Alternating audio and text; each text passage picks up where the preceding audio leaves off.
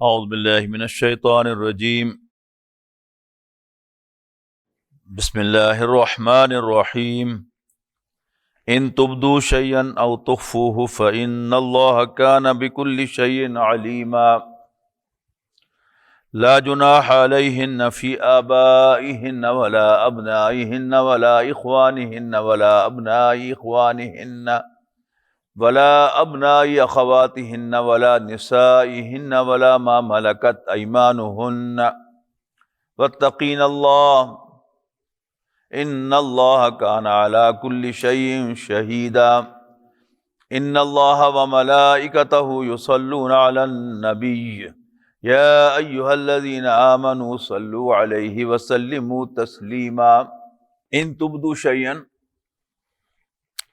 اگر تم کسی چیز کو ظاہر کرو، کسی بات کو ظاہر کرو، او تخفوہ یا چھپاؤ، فإن اللہ کان بکل شیء علیما، تو اللہ تعالیٰ تو ہر چیز کا جاننے والا ہے، ہر بات کا جاننے والا ہے۔ یعنی میں آپ سے تو کوئی بات چھپا سکتا ہوں، اللہ تعالیٰ سے نہیں چھپا سکتا۔ آپ مجھ سے کوئی بات چھپا سکتے ہیں، اللہ تعالیٰ سے نہیں چھپا سکتے۔ آپس میں ایک دوسرے سے کوئی بات جو ہے وہ سیکرٹ رکھ سکتے ہیں، لیکن اللہ تعالیٰ سے کوئی بات سیکرٹ نہیں ہے۔ اللہ تعالیٰ ہر بات کا علم رکھنے والا ہے۔ لا جناح علیہن فی آبائہن، یاد ہوگا آپ کو کہ پچھلی دفعہ جو مضمون چل رہا تھا وہ تھا کہ نبی اکرم صلی اللہ علیہ وسلم اگر تمہیں کھانے کے لیے بلائیں تو وقت سے پہلے نہ پہنچ جایا کرو، اور کھانا کھانے کے بعد پھر وہاں سے اٹھ جایا کرو، واپس آ جایا کرو۔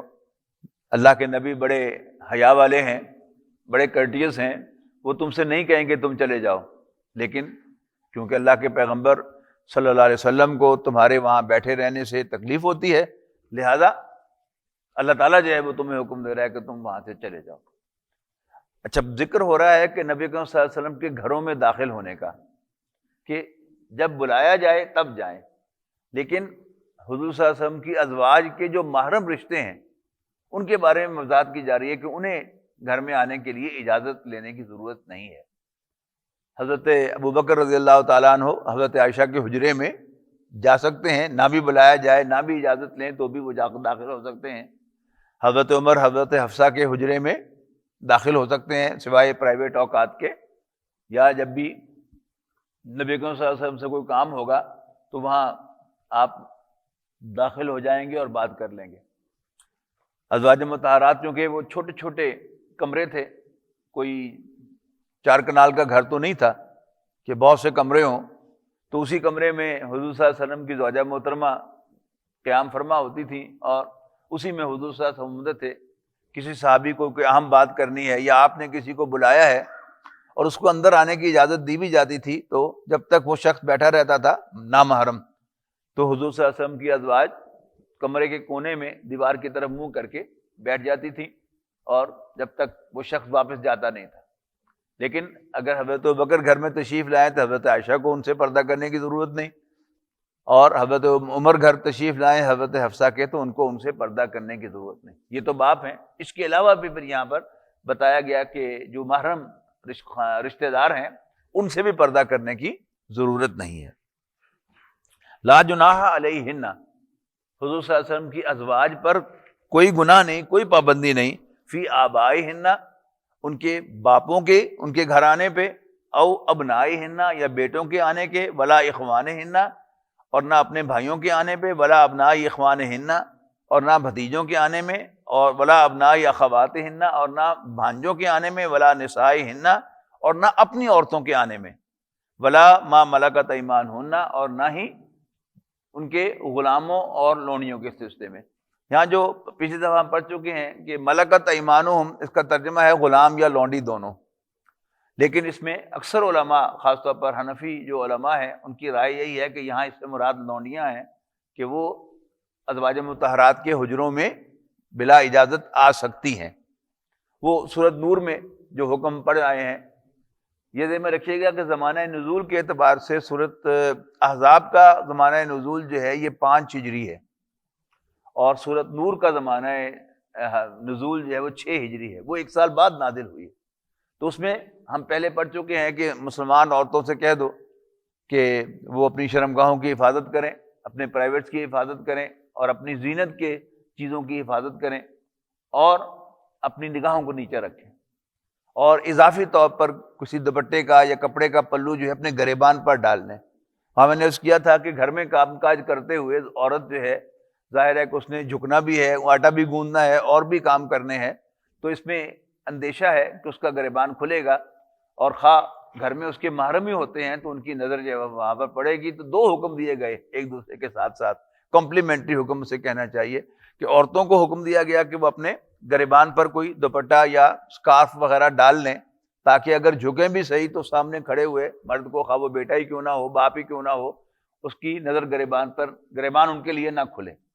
اور مردوں کو حکم دیا گیا کہ وہ اپنے گھروں کے اندر بھی اپنی نگاہیں نیچی رکھیں۔ تو یہ کمپلیمنٹری ایک دوسرے کو، کہ اگر عورت سے کوئی سہو ہوا ہے تو مرد نگاہ نیچی رکھے، اگر نظر پڑی گئی ہے تو وہاں سے ہٹائے۔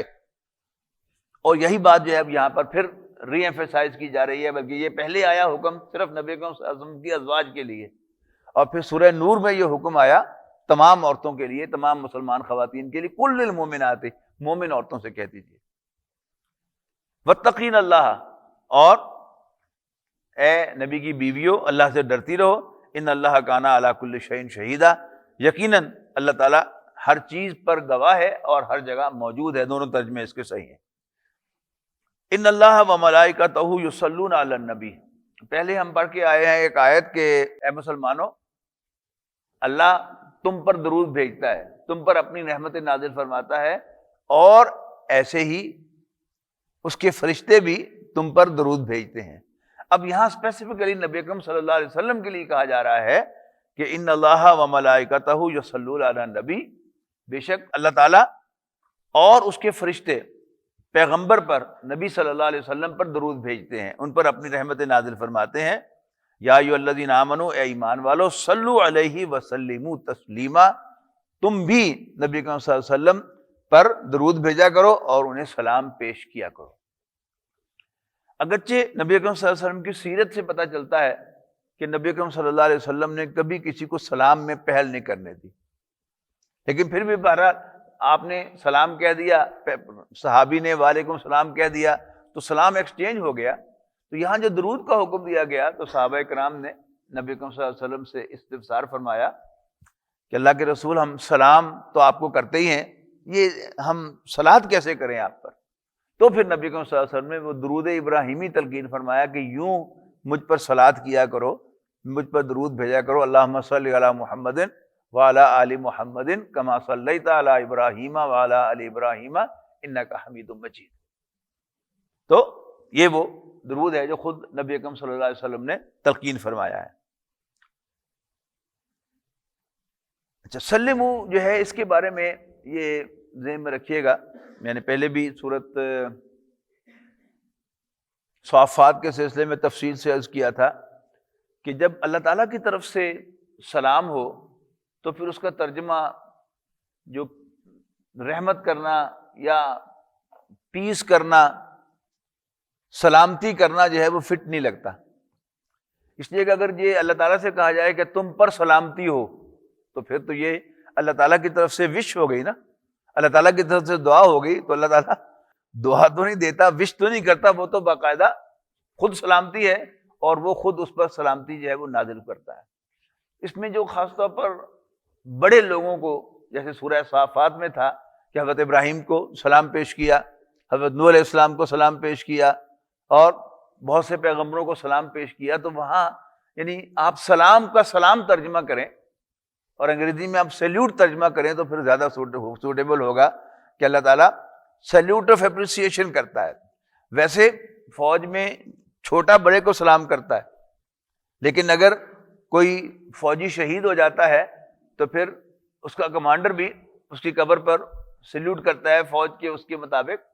اور برطانیہ میں ہمارے یہاں ذرا احتیاط کی جاتی ہے کہ زندہ سپاہی کو کبھی نشان حیدر نہیں دیا جاتا، لیکن جو ہائیسٹ اعزاز ہے جب وہ دیا جاتا ہے کسی سپاہی کو بھی، تو جنرل جو ہے وہ بیج لگانے کے بعد پھر اس کو سیلیوٹ پیش کرتا ہے پیچھے ہٹ کر، یہ سیلیوٹ آف اپریسیشن ہوتا ہے۔ تو اللہ تعالیٰ جب اپنے کسی بندے کو سلام پیش کرے تو وہ سیلیوٹ آف ریسپیکٹ نہیں ہے بلکہ وہ سیلیوٹ آف اپریسیشن ہے، واللہ اعلم۔ تو فرمایا یا ایھا الذین آمنوا، اے ایمان والو، صلو علیہ، نبی صلی اللہ علیہ وسلم پر درود بھیجو، وسلموا تسلیما، اور ان پر بھرپور سلام بھیجا کرو۔ ان الذین یؤذون اللہ ورسولہ، اور یہ آپ کو جانتے ہی ہیں کہ درود شریف جو ہے یہ بڑے فضیلت کے کاموں میں سے ایک ہے، نبی اکرم صلی اللہ علیہ وسلم پر درود بھیجنا۔ اس سے نبی اکرم صلی اللہ علیہ وسلم کی روح کو بھی تسکین ملتا ہے، اور اللہ تعالیٰ جو ہے اس پر بہت راضی ہوتا ہے کہ یہ میرے سلیکٹڈ بندے کو آنر دے رہے ہیں اور اس کو سلام پیش کر رہے ہیں اور اس پر درود بھیج رہے ہیں۔ فائدہ اس میں ہمارا ہی ہوگا کہ نبی اکرم صلی اللہ علیہ وسلم کو تو شاید اس سے کوئی فائدہ نہ پہنچے، وہ شاید ہمارے درود و سلام کے محتاج نہیں ہے، لیکن ظاہر ہے اگر ہم نبی اکرم صلی اللہ علیہ وسلم پر درود و سلام بھیجتے ہیں اور کثرت کے ساتھ بھیجتے ہیں تو ہمیں ضرور اس سے فائدہ ملتا ہے، دنیا میں بھی ملتا ہے اور آخرت میں بھی ضرور ملے گا۔ ان الذین یؤذون اللہ ورسولہ لعنہم اللہ فی الدنیا والآخرہ، بے شک وہ لوگ جو اللہ اور اس کے رسول کو رنج پہنچاتے ہیں، یعنی اللہ کو رنج تو نہیں پہنچایا جا سکتا لیکن اللہ تعالیٰ کو تنگ کرنے کی کوشش کرتے ہیں اور نبی اکرم صلی اللہ علیہ وسلم کو تنگ کرتے ہیں، ایذا دیتے ہیں، لعنہم اللہ فی الدنیا والآخرہ، اللہ تعالیٰ ان پر لعنت کرتا ہے دنیا میں بھی اور آخرت میں بھی، وَأَعَدَّ لَهُمْ عَذَابًا عَلِيمًا، اور ان کے لیے اللہ تعالیٰ نے مہیناً توہین آمیز عذاب تیار کر رکھا ہے۔ اگر علیم ہو تو وہ دردناک ہے، پینفل، اور یہ کیا ہے؟ ہیوملیٹنگ، یعنی توہین آمیز، ذلیل کرنے والا عذاب تیار کر رکھا ہے۔ والذین یؤذون المؤمنین والمؤمنات بغیر ما اکتسبوا، یعنی اس کو اگر ہم آج کے میڈیا پر قیاس کر لیں کہ میڈیا جو ہے وہ تاک میں لگا رہتا ہے کہ کہاں کوئی خبر جو ہے وہ تھوڑی سی ملے تو اس کو میں ڈیولپ کر کے اور پورا بڑھا چڑھا کر جو ہے پبلک کے سامنے پیش کر دوں، کوئی بے حیائی کی خبر۔ تو اوپر نبی اکرم صلی اللہ علیہ وسلم کو احتیاطیں کرنے کا کہا گیا، اب مسلم سوسائٹی کو بھی اس سلسلے میں کچھ احتیاطیں جو ہے وہ کہی جا رہی ہیں ساتھ ساتھ، اور وہ لوگ کہ جو طاق میں رہتے ہیں اور کہ مسلمانوں کو، اللہ کے پیغمبر کو ایذا دیں۔ ذہن میں آ گیا ہوگا کہ سورہ نور کے اندر واقعہ پیش آیا، واقعہ افک، کہ حضرت عائشہ رضی اللہ تعالی عنہا پر عبداللہ ابن ابی نے تہمت لگائی۔ تو اب وہ ایک کیریکٹر ہے نا، تو اس کیریکٹر میں بہت سے لوگ ہوں گے اس جیسے، اس نیت کے، اور ہمیں عام اپنی سوسائٹی میں ایسے نظر بھی آتے ہیں۔ تو ایک طرف انہیں ڈانٹا جا رہا ہے اور دوسری طرف مسلمانوں، خواتین کو تلقین کی جا رہی ہے کہ تم احتیاط کرو تاکہ کسی کو کوئی بات بنانے کا موقع نہ ملے۔ تو کیا فرمایا کہ وہ لوگ کہ جو مومن مردوں اور عورتوں کو ایذا دیتے ہیں بغیر ما اکتسبوا، بغیر اس کے کہ انہوں نے کچھ کیا ہو، کوئی کمایا ہو۔ مراد کیا ہے؟ کہیں تہمت لگانا مراد ہے اس سے، کہ کسی نے کوئی بے حیائی کی بات کی نہیں ہے، لیکن وہ لوگ جو ان پر تہمت لگاتے ہیں، ان کو ایذا دیتے ہیں تہمت لگا کر، فقد احتملوا بہتانا و اسما مبینا، تو وہ بہت بڑے گناہ اور بہتان کا بوجھ اپنے سر پہ لے لیتے ہیں۔ بہتان، غلط الزام لگانا، خاص طور پر یہ یعنی استعمال ہوتا ہے کسی پر کوئی جنسی بے رہروی کا الزام لگانا۔ ویسے بہتان کوئی بھی ہو سکتا ہے لیکن خاص طور پر اس سیاق و سباق میں تو وہ بہرحال اس سے یہی مراد ہے کہ کسی پر کوئی بدکاری کی تہمت لگانا، یعنی کیا کسی نے کچھ نہیں، لیکن کسی نے کوئی چھوٹی سی بات جو ہے وہ اس کو بنیاد بنا کر اس پر پوری ایک سٹوری بلڈ کر لی۔ آج ہمارا میڈیا ایسے ہی کرتا ہے نا کہ کوئی چھوٹی سی بات ہوتی ہے اس پر وہ باقاعدہ سٹوری بلڈ کرتے ہیں، اور سٹوری بلڈ کر کے اس کو شہ سرخی بنا کر اور اس کو پیش کرتے ہیں لوگوں کے سامنے۔ تو یہ وہ چیز ہے کہ جو بہت بڑا بہتان اور بہت بڑا گناہ ہے کہ جو وہ اپنے سر لے لیتے ہیں۔ اب نبی اکرم صلی اللہ علیہ وسلم کو خطاب کر کے پھر حکم دیا جا رہا ہے یا ایھا النبی قل لازواجک و بناتک و نساء المؤمنین، اے نبی کہہ دو، یعنی ڈائریکٹ کر دو اپنی بیویوں، اپنی بیٹیوں اور مومن عورتوں کو، یدنین علیہن من جلابیبہن، کہ وہ اپنے اوپر بڑی اوڑھنیاں اوڑھ لیا کریں۔ یعنی سورہ نور میں ہم نے پڑھا تھا گھر کے اندر کیا کام، وہاں کیا تھا، خمر کا ذکر تھا کہ وہ اپنا دوپٹہ یعنی کوئی پیس آف کلاتھ جو ہے ایسا کہ جو گریبان کو کور کر لے۔ یہاں کیا ہے، بڑی اوڑھنی کی جب بھی گھر سے باہر نکلیں تو اپنے اوپر ایک بڑی چادر، جس کو پھر اب برقعے کی شکل دی گئی، اس سے اپنے پورے جسم کو ڈھانپنیاں کریں کہ بس راستہ دیکھنے کے لیے ان کو ایسی ایکسیس جو ہے وہ مل جائے کہ جس سے وہ راستہ تو دیکھ سکے، لیکن ان کا پورا جسم جو ہے یعنی ڈائریکٹ ویژن میں بھی نہ آئے اور اس کے نشیب و فراز بھی ان پر واضح نہ ہو۔ لیکن اگر برقع جو ہے اس کو بھی ٹائٹ کر لیا جائے پھر وہ مقصد جو ہے وہ اس سے فوت ہو جاتا ہے۔ یعنی اگر ڈھیلا ڈھالا لباس ہوگا کہ جو یعنی شانوں سے فال کر رہا ہے اور دیکھنے والے کو اندازہ نہیں ہوتا کہ یہ خاتون جو ہے یہ کتنی موٹی ہے، کتنی پتلی ہے، اور اس کے جسم کے نشیب و فراز واضح نہیں ہوتے، تو یہ چیز جو ہے وہ مطلوب ہے۔ وہ جیسے میں نے پہلے کہا نا، دونوں طرف کی بات کہ ازواج مطہرات کو انسٹرکشن اور وہ لوگ کہ جو تنگ کرتے ہیں ان کو ڈانٹا ٹپا جا رہا ہے۔ اسی طرح جہاں وہ لوگ کہ جو بہتان لگاتے ہیں اور سٹوریاں بناتے ہیں ان کو کہا جا رہا ہے کہ غلط ہے، اور ساتھ ہی ساتھ پھر مسلمان خواتین کو بھی انسٹرکشن دی جا رہی ہے کہ تم بھی احتیاط کرو۔ یعنی اگر کوئی خاتون بن ٹھن کر اور اپنے جسم کے نشوب و فراز کو نمایاں کر کے لوگوں کے سامنے آئے گی تو بہرحال اس سے ان کے اندر ٹیمپٹیشن پیدا ہوگی، اس ٹیمپٹیشن کی بنیاد پر وہ کچھ نہ کچھ حرکت کریں گے، اور پھر اس سے پھر سٹوریاں بھی بنیں گی، اور اس سے واقعتاً کوئی واقعات بھی پیش آ سکتے ہیں کہ وہ عورتوں کو تنگ کریں۔ تو اس سے کیا ہوگا، عورتوں کو تکلیف ہوگی، پھر عورتوں کو تکلیف ہوگی تو ظاہر ہے اس کے بھائی، اس کے والد، اس کے شوہر، ان کے لیے تکلیف کا باعث ہوگا۔ اور پھر اگر واقعتاً کوئی عورت جو ہے وہ ٹریپ ہو گئی اس کی بنیاد پر، تو پھر ظاہر بات ہے کہ وہ بھی ایک گناہ میں ملوث ہوگی۔ اس سب کا حل کیا بتایا کہ تم اپنے گھر سے باہر نکلتے ہوئے ایک بڑی چادر اوڑھ لیا کرو کہ جس سے تمہارے جسم کے نشیب و فراز بھی نمایاں نہ ہو، اور یہ اندازہ ہو جائے اگلے شخص کو کہ یہ ایک شریف عورت ہے اور یہ اپنا جسم دکھانا نہیں چاہتی۔ ایک عورت جو اس کا چلنے کا انداز، اس کا پہننے کا انداز وہ لوگوں کو دعوت دے رہا ہے، اس کا مطلب کیا ہے کہ وہ شریف عورت نہیں ہے۔ اور اگر کوئی عورت پوری طرح ڈھانپ کر نکل رہی ہے اپنے آپ کو اور خام خواہ ایسی چیز جو ہے وہ اس کو اختیار نہیں کر رہی، مطلب خوشبو لگا کر نہیں نکل رہی، لباس جو ہے اوپر جو چادر بھی ہے اس کو بھی اگر کڑھائی بھی کڑھائی ہوئی ہے، اس پر کوئی اور چیزیں جو ہیں وہ جن لوگوں کی نظر کو اٹھانے والی جب لگائی جاتی ہیں تو پھر لوگوں کی نظر تو اٹھے گی۔ اچھا، اب یہ پہلے کیا تھا کہ جسم کے عورتوں کے کپڑوں میں سامنے ڈیزائن ہوتا تھا، اب پچھلے کچھ چند سالوں سے آپ دیکھ رہے ہیں کہ ڈریس انڈسٹری نے پیچھے بھی ڈیزائن بنانا شروع کر دیا۔ ایک پلین وال ہے نا، میں یہاں سے نکل کے جاؤں گا یا آپ نکل کے جائیں گے، یہ پلین وال ہے سامنے، اس پر میری نظر نہیں پڑے گی، لیکن ایک اگر لائن لگی ہوگی تو پھر میں غور سے دیکھوں گا کہ یہ لائن کیا ہے، اور کوئی ڈیزائن بنا ہوا ہے تو میں اس ڈیزائن کو دیکھوں گا۔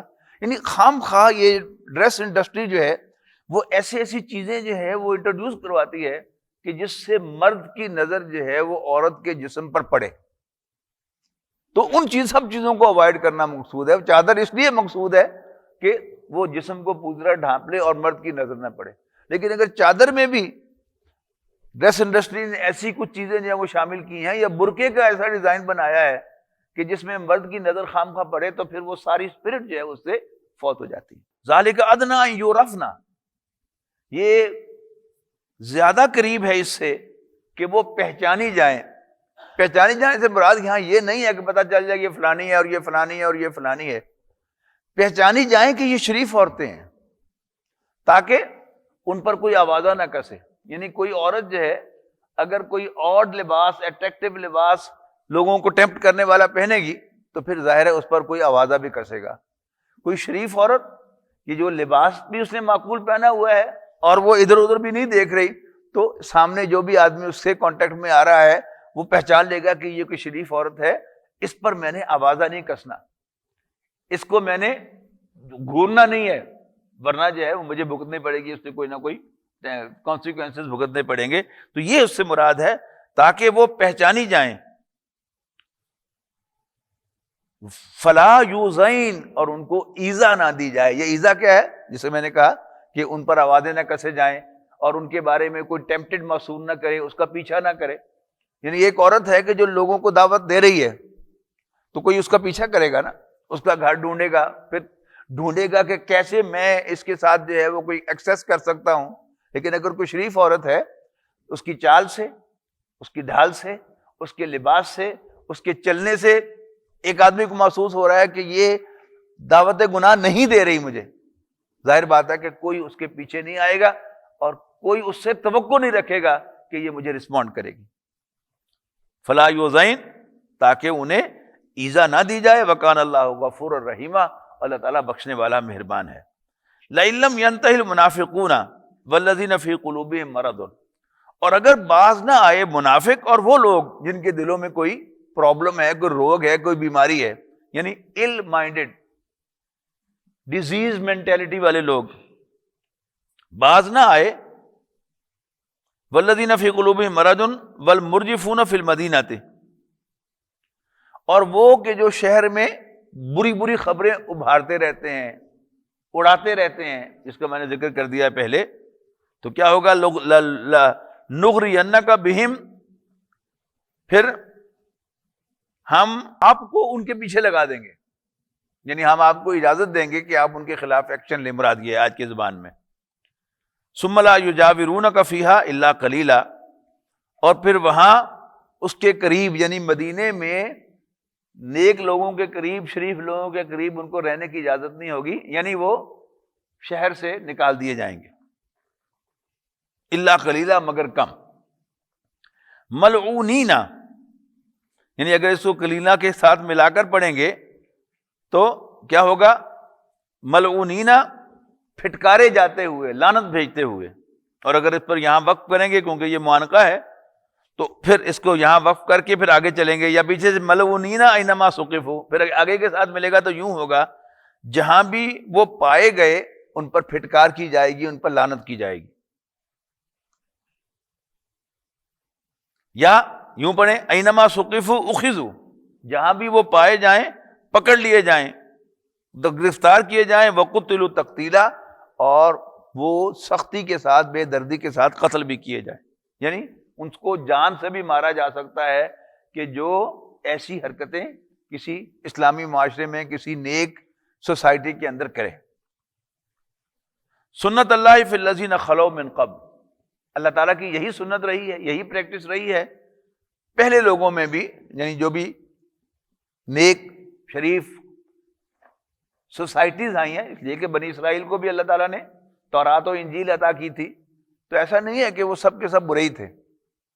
جہاں جہاں حکمرانی ہوئی، حضرت داؤد علیہ السلام بھی حکمران رہے، حضرت سلیمان علیہ السلام بھی حکمران رہے، یوشع ابن نون بھی حکمران رہے، تو یہ جو حکمران تھے، جو اللہ کے نبی بھی تھے، تو آپ کا کیا خیال ہے کہ ان کی حکومت میں بے حیائی پروموٹ ہوتی ہوگی یا بے حیائی کا سدباب ہوتا ہوگا؟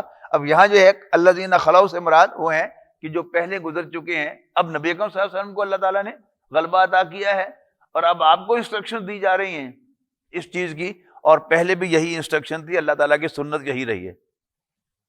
وَلَن تَجِدَ لِسُنَّتِ اللَّهِ تَبْدِيلًا، اور آپ اللہ کی سنت میں کوئی تبدیلی نہیں پائیں گے۔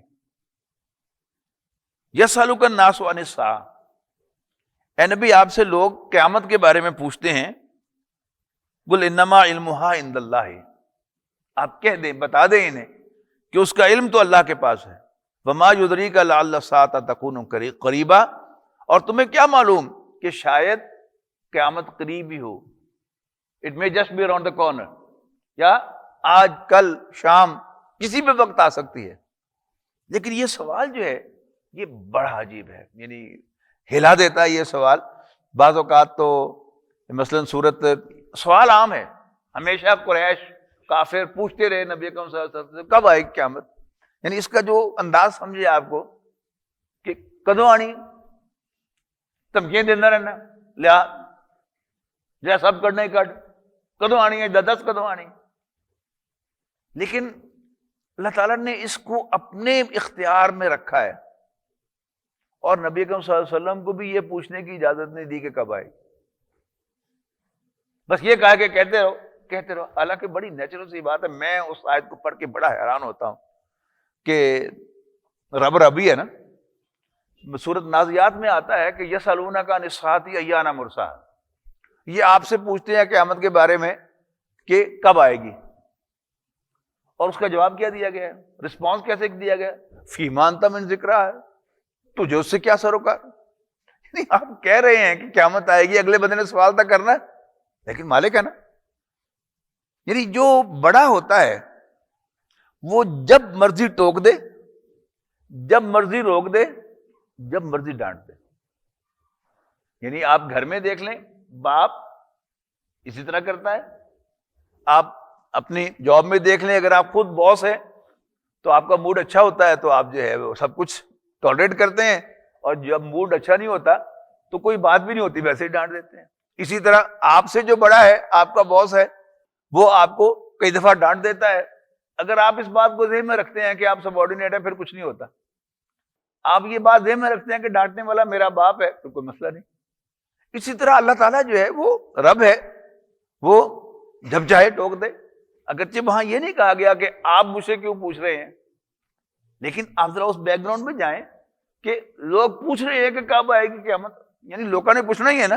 جب آپ جا کے بتا رہے ہیں قیامت آئے گی, اگلا سوال کیا ہوگا, کب آئے گی. لیکن اس پر کیا کہا گیا, فیما انت من ذکرہا, تمہیں اس سے کیا سروکار کہ کب آئے گی, میرے پاس ہے اس کا اختیار, میں نے اس کو خفیہ رکھا ہوا ہے. یہاں بھی آپ دیکھیے گا, قل انما علمھا عند اللہ, اس کا علم اللہ کے پاس ہے. وما یدریک, البتہ وما یدریک لعل الساعۃ تکون قریبا, اور تمہیں کیا پتا, تمہیں کیا خبر کہ وہ آئی ہی کڑی ہو. ان اللہ لعن الکافرین وعد لهم سعیرا, بے شک اللہ تعالیٰ کافروں پر لعنت بھیجتا ہے, اور اس نے ان کے لیے ایک دہکتی ہوئی آگ تیار کر رکھی ہے. خالدین فیہا ابدا, اس میں ہمیشہ ہمیش رہیں گے. لا یجدون ولیا ولا نصیرا, اس میں نہ کوئی دوست پائیں گے اور نہ ہی کوئی مددگار پائیں گے. یوم تقلب وجوہہم فی النار, جس دن وہ ان کے منہ, ان کے چہرے آگ میں الٹائے جائیں گے. یعنی یوں کر کے پھینکے جانا نا, اس کی ایک تصویر ہے کہ جب ان کے چہرے آگ میں الٹائے جائیں گے, یقولون, کہیں گے, یا لیتنا اطعنا اللہ و اطعنا الرسول, کاش کہ ہم نے اللہ کا کہنا مانا ہوتا اور رسول کا کہنا مانا ہوتا. اور مزید کہیں گے, وقالوا, اور کہیں گے, ربنا انا اطعنا سادتنا و کبراءنا, ہم نے تو اپنے سرداروں اور اپنے بڑوں کا کہنا مانا. فاضلونا السبیلا, بس انہوں نے ہمیں راستے سے گمراہ کر دیا, سیدھے راستے سے بھٹکا دیا. یعنی یہ کیا ہے, اب ایکسکیوزز ہیں کہ جو ہاں کرنے ہیں. کوئی کہے گا کہ ایک موقع اور دے دے تو اب ہم آئندہ ایسا نہیں کریں گے, یہ پھر بھی اعتراف کرنے والے ہیں. باقی کیا ہے, وہ اس پر ڈالے گا, وہ اس پر ڈالے گا کہ ہم نے تو اپنے بڑوں کی اور سرداروں کی بات مانی اور انہوں نے ہمیں گمراہ کر دیا, ہمارا اس میں کوئی قصور نہیں ہے. سردار کہیں گے, یہ پہلے ہم پڑھ چکے ہیں, آگے بھی جو مکی صورتیں آئیں گی ان کے بار بار اس کا ذکر آئے گا کہ وہ سردار کہیں گے کہ ہم نے کون سا تمہیں زبردستی کیا تھا, تم اپنے شوق سے ہمارے ساتھی بنے تھے اور تم نے ہمیں رسپونڈ کیا تھا, لہذا بھگتو اب عذاب, ہم پر نہ ڈالو. وقالوا ربنا انا اطعنا سادتنا وكبراءنا فاضلونا السبیل ربنا آتهم ضعفین من العذاب, اے اللہ ان کو دگنا عذاب دے. والعنہم لانا کبیرا, اور ان پر لمبی لعنت بھیج, بہت زیادہ ان پر لعن تان کر, ان کو پھٹکار کر. اس کے بعد آخری رکوع جو ہے وہ بڑا اہم بھی ہے, اور بڑے اہم مضامین اس کے اندر آئے ہیں. سب سے پہلے فرمایا یا ایھا الذین آمنوا لا تکونوا کالذین آذوا موسیٰ. اب اس کی بیک گراؤنڈ میں کیا ہے؟ نبی اکرم صلی اللہ علیہ وسلم اور آپ کی بیویوں کو ایذا پہنچانا.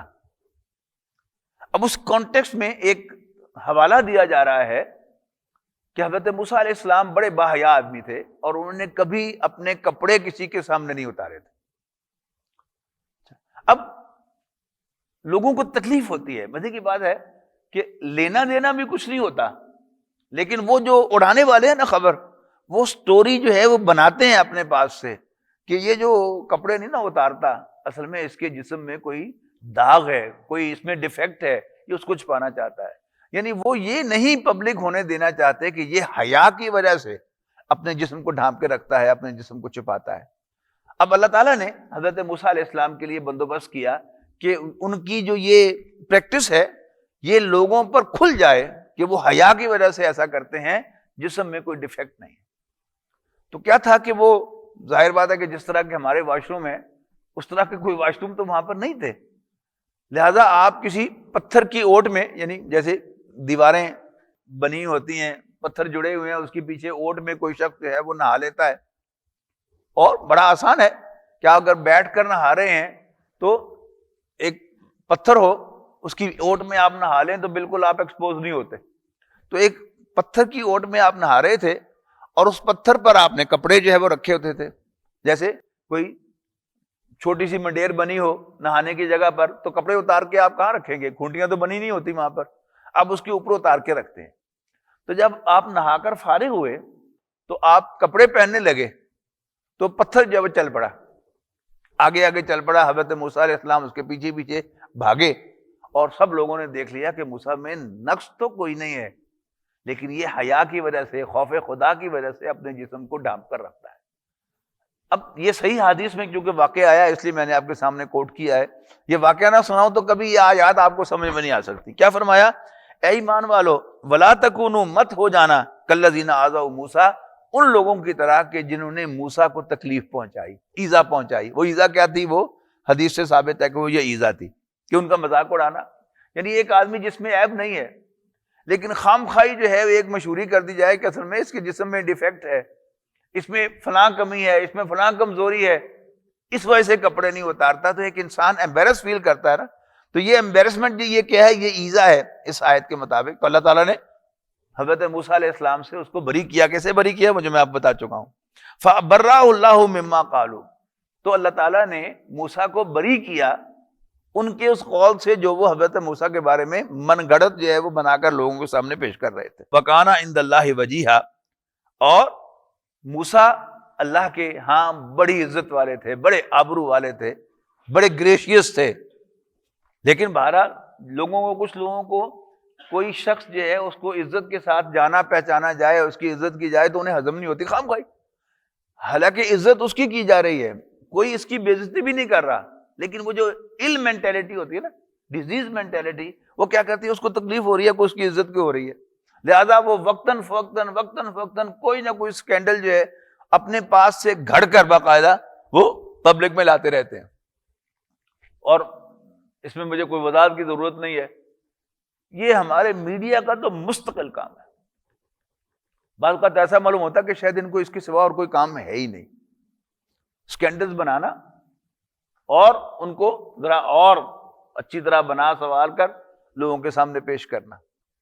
اور اب جب سے اس کے ساتھ جو ہے وہ مونیٹائزیشن کے پیسے شامل ہو گئے ہیں یوٹیوب کے اور دوسری چیزوں کے، اب تو پھر وہ مزیدار سے مزیدار سٹوری بناتے ہیں، پھر باقاعدہ اس کے ہیڈنگ ایسے بناتے ہیں کہ خام خواہی جو ہے وہ انسان کو کہ پچھلی گل کی ہے، اندر سے آپ کھول کے دیکھیں تو کچھ بھی نہیں ہوتا. لیکن بہرحال ان کے جتنے آپ اس کو ویو کر لیں گے اتنا ہی ان کے پیسے مل جائیں گے. لیکن اللہ کے ہاں جواب دہی اصل تو وہ بات ہے. تو ایسا معلوم ہوتا ہے کہ ان کو مرنا بھول چکا ہے، اللہ تعالیٰ کے ہاں پیشی اس کا تصور ہی ان سے ذہن سے نکل گیا ہے. اب وہ صرف پیسے کے پیچھے ہیں کہ جو یہ اسٹوریاں بنا بنا کر ان کو کر رہے ہیں. اللہ ہم سب کو ہدایت دے. یا ایھا الذین آمنوا اتقوا اللہ وقولوا قولا سدیدا، اے ایمان والو اللہ سے ڈرو اور سیدھی بات کہو. اچھا، انسان جھوٹ کیوں بولتا ہے؟ اپنے بارے میں جھوٹ کیوں بولتا ہے؟ یعنی کوئی فیکٹ چھپانے کے لیے. مثال کے طور پر مجھ سے کوئی غلطی ہوئی ہے، مجھ سے کوئی گناہ ہوا ہے، اب میں اس پر پردہ ڈالنے کے لیے بہت سے طریقوں میں سے ایک طریقہ میرا کیا ہوگا کہ میں جھوٹ بول کر کہ میں نے کچھ بھی نہیں کیا. اچھا ایک جھوٹ بولوں گا، پھر اس کو ثابت کرنے کے لیے، سچ کرنے کے لیے مجھے 5 جھوٹ اور بولنے پڑے گے، یعنی ایک پر دوسرا ردا چڑھتا چلا جاتا ہے. تو قولوا قولا سدیدا، اللہ سے ڈرو اور سیدھی بات کہو. اچھا وہ جس بات کے لیے میں نے جھوٹ بولا تھا وہ کیا تھا کہ یہ کور ہو جائے اور میری پرابلم سالو ہو جائے. اب اللہ تعالیٰ کی طرف سے بڑی خوبصورت ری ایشورنس ہے، یصلح لکم اعمالکم، اللہ تعالیٰ تمہارے معاملات کو درست کر دے گا. اس کو میں اگر محاورے میں لے کے آؤں تو اللہ تعالیٰ تمہاری پرابلمس کو فکس کر دے گا.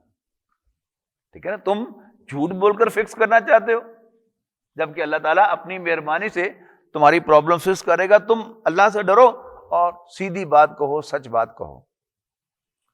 وَمَن يُطِعِ اللَّهَ وَرَسُولَهُ وَيَغْفِرْ لَكُمْ ذُنُوبَكُمْ، اور تمہارے گناہوں کو بخش دے گا. وَمَن يُطِعِ اللَّهَ وَرَسُولَهُ فَقَدْ فَازَ فَوْزًا عَظِيمًا، اور جو کوئی بھی اللہ اور اس کے رسول کی اطاعت کو اپنے اوپر لازم کرے گا، اس کو اختیار کرے گا، تو وہ بہت بڑی کامیابی کو حاصل کر لے گا. نبی اکرم صلی اللہ علیہ وسلم کے نکاح کے خطبوں میں جو آیات آپ تلاوت فرمایا کرتے تھے، ان میں سے ایک اہم آیت جو ہے وہ یہ ہے. سورہ نساء کی پہلی آیت ثابت ہوتا ہے، سورہ آل عمران کی ایک آیت، اور ایک یہ. ان ساری آیات میں جو کامن چیز ہے وہ کیا ہے؟ اللہ سے ڈرو، اللہ سے ڈرو، اللہ سے ڈرو. اور عائلی زندگی کے اعتبار سے جو ایک مرد کو انسٹرکشن دی جا رہی ہے وہ کیا ہے کہ وہ اپنے آپ کو فیر رکھے. اللہ سے ڈرے گا تو وہ لازماً فیر ہو جائے گا، لیکن پھر بھی اگر کوئی غلطی ہو جائے تو جھوٹ بول کر اس کو کور کرنے کی کوشش نہ کرے، اللہ تعالیٰ سے دعا کرے تو اللہ تعالیٰ اس کے معاملے کو فکس کر دے گا اور اس کے گناہوں کو بخش دے گا. انا عرضنا الامانۃ علی السماوات والارض والجبال فابین ان یحملنها واشفقن منها وحملها الانسان. اللہ تعالیٰ نے پوری مخلوقات میں سے صرف انسان کو ٹرسٹ آف پرسنالٹی عطا کیا ہے، باقی کیا ہے؟ سب پروگرامڈ ہیں. اللہ تعالیٰ نے سانپ کو، بچھو کو، ہاتھی کو، گائے کو، بھینس کو پروگرام کر دیا ہے، وہ اس پروگرامنگ کے مطابق ایکٹ کر رہے ہیں. انسان کو اللہ تعالیٰ نے آزاد پیدا کیا ہے اور اسے حکم دیا ہے کہ تم آزاد مرضی سے میری اطاعت کرو، میری بندگی کو قبول کرو، مجھے اپنا مالک مانو. یہ کیا ہے؟ یہ ٹرسٹ ہے. یہاں فرمایا جا رہا ہے کہ ہم نے اپنی امانت کو پیش کیا. کس کس کے سامنے پیش کیا؟ آسمانوں کے سامنے پیش کیا، زمین کے سامنے پیش کیا، اور پہاڑوں کے سامنے پیش کیا. یہ ایک محاورے کی زبان ہے کہ میں نے اپنی امانت کو ان سب کے سامنے پیش کیا. لیکن اصل میں کیا ہے کہ اللہ تعالیٰ نے الٹیمیٹلی پہلے سے یہ بات طے کی ہوئی تھی کہ انسان کو بنانا ہے اور انسان کو خلافت عطا کرنی ہے. جو فرشتوں سے اللہ تعالیٰ نے کہا تھا پہلے پارے کے چوتھے رکوع میں ہے نا، وَإِذْ قَالَ رَبُّكَ لِلْمَلَائِكَةِ إِنِّي جَاعِلٌ فِي الْأَرْضِ خلیفہ. یاد کرو جب میں نے فرشتوں سے کہا تو آپ کے رب نے فرشتوں سے کہا کہ میں زمین پر ایک نائب بنانے والا ہوں.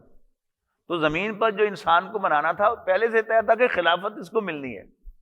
لیکن اس سے پہلے اللہ نے بڑی بڑی مخلوقات بنائی ہیں. آسمان بنائے کتنے بڑے ہیں، زمین بنائی کتنی بڑی ہے، اور پتہ نہیں کتنی زمینیں ہیں، وی ہیو نو آئیڈیا. اسی طرح پہاڑ بنائے اتنے بڑے بڑے، لیکن ان میں سے کسی کو بھی اللہ تعالیٰ نے خلافت عطا نہیں کی. لیکن یہاں ایک ذرا ڈسکرپشن کا انداز ہے کہ ہم نے اپنی امانت کو پیش کیا آسمانوں کے سامنے، زمین کے سامنے اور پہاڑوں کے سامنے. فَأَبَيْنَا أَن يَحْمِلْنَهَا، ان سب نے انکار کر دیا اس کو اٹھانے سے کہ نہیں سوری ہم یہ امانت نہیں اٹھا سکتے. اس لیے کہ جو بھی پروگرامنگ تھی اس میں اللہ نے ان کو اختیار ہی نہیں دیا تھا. ہاں انسان کو اللہ نے اختیار دیا ہے، لیکن اب انسان کی کمزوری کیا ہے کہ اس نے، اللہ تعالیٰ نے اس کو امانت تو عطا کی، لیکن یہ کیا ہے؟ ظلوماً جہولا. ظلم کہتے ہیں زیادتی کو، نا انصافی کو، مس اپروپریشن کو. ظلم کے لفظی معنی یہ ہے وضع شیء فی غیر محلہ، کسی چیز کو اس کے اصل مقام سے ہٹا کر رکھ دینا. یعنی اس گھڑی کا مقام یہ ہے میں اس کو یہاں رکھ دوں تو جو اس کا مقصد ہے فوت ہو جائے گا. تو کسی چیز کو اس کی جگہ سے ہٹانا، اور یہ انسان کی کمزوریوں میں سے ایک کمزوری ہے کہ انسان چیزوں کو مس اپروپریٹ کرتا ہے اور لوگوں پر زیادتیاں بھی کرتا ہے. اور جہول، جہل جو ہے یہ عقل کی ضد ہے. عقل کے معنی کیا ہے؟ اپنے آپ کو کنٹرول کرنا، باندھنا اپنے جذبات کو. یعنی بھوک، پیاس، غصہ، سیکس، یہ جانوروں کے اندر بھی ہے. جانور میں اور انسان میں فرق کیا ہے کہ جانور کے اندر یہ تمام جو انسٹنکٹس ہیں یہ انکنٹرولڈ ہیں، اس پر جانوروں کو کنٹرول نہیں ہے. جب کسی جانور کو بھوک لگ جائے اور اس کی پسند کا کھانا اس کی دسترس میں ہو تو وہ کھانے سے اپنے آپ کو نہیں روک سکتا. ہاں، بیرونی قوت سے اس کی آپ باگ کھینچ لیں. آپ بھینس کو چھڑی سے پرے منہ کریں کہ تم گتاوا نہیں کھانے دینا، تم مکس کر کے کھلانا ہے، تو وہ ایکسٹرنل فورس سے روک رہا ہے، انٹرنل فورس نہیں ہے. انسان کے پاس ہے، لیکن اگر انسان اپنی اس طاقت کو استعمال نہ کرے تو پھر وہ جاہل ہو جاتا ہے، جذباتی ہو جاتا ہے، یا اپنے جذبات پر کنٹرول نہیں رکھتا. تو ان جنرل انسان کیا ہے؟ انہو کان ظلوما جہولا. لیکن ایبلٹی اس کے اندر ہے، وہ کیپیبل ہے کہ اپنے جذبات کو کنٹرول کر سکے، لیکن خود ہی وہ اپنے جذبات پر قابو نہ ہو، سرنڈر کرے اور دوسروں کے پیچھے لگے یا اپنی خواہشات کی پیروی کرے تو پھر وہ خود اس کا مجرم ہے. لیعذب اللہ المنافقین والمنافقات. اللہ تعالیٰ نے یہ سارا نظام کیوں بنایا؟ آسمان بنائے، زمین بنائی، سورج چاند سب بنائے، جانور بنائے، انسان بنایا. اب انسان کو امتحان لینے کے لیے بھیجا ہے. اب اس میں کتنے قسم کے لوگ ہو سکتے ہیں؟ اس میں کافر بھی ہو سکتے ہیں، مشرک بھی ہو سکتے ہیں، اور سچے مومن بھی ہو سکتے ہیں. تو ان کو اللہ تعالیٰ جانچے گا سب کو، اور پھر ان کے مطابق ان کو اجر دے گا، اچھا بھی برا بھی. تو لیعذب اللہ المنافقین والمنافقات، تاکہ اللہ تعالیٰ سزا دے منافق مردوں اور منافق عورتوں کو، والمشرکین والمشرکات، اور مشرک مردوں اور مشرک عورتوں کو، ویتوب اللہ علی المؤمنین والمؤمنات، اور توبہ قبول کرے اللہ تعالیٰ مومن مردوں اور مومن عورتوں کی. وکان اللہ غفورا رحیما، اور اللہ تعالیٰ تو بڑا بخشنے والا مہربان ہے. بارک اللہ لی ولکم فی القرآن العظیم ونفعنی وإیاکم بالآیات والذکر الحکیم.